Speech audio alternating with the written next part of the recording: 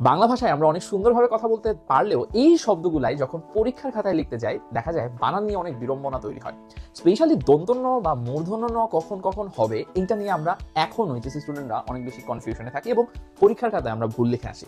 So আজকের ভিডিওতে আমি তোমাদেরকে এমন 10টা কমন বানান শিখাবো এবং একটা নিয়ম শিখিয়ে দিব যার মাধ্যমে এই কেসে আর কখনোই তুমি ভুল করবা না।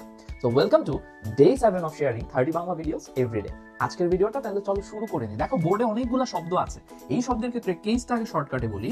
সেটা হচ্ছে যদি তুমি কখনো রি, র এবং মূর্ধন্য স পাও তাহলে মনে রাখবা সব সময় মূর্ধন্য ন হবে।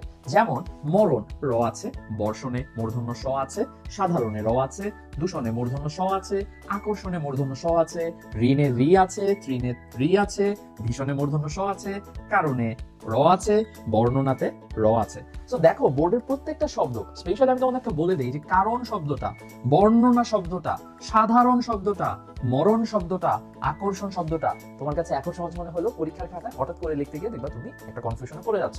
এই সবগুলো শব্দই মূর্ধন্য ন দিয়ে হয়েছে, কারণ আমরা মনে রাখবো রি, র এবং মূর্ধন্য স এর পরে সব সময় আমাদের মূর্ধন্য ন হবে এবং এর মাধ্যমে কিন্তু তুমি নত্যবিধানের একটা নিয়ম শিখে ফেললা। এই ভিডিওটা একজন বন্ধুর সাথে শেয়ার করে দিও। দেখা হচ্ছে তোমাদের সাথে পরবর্তী ভিডিওতে।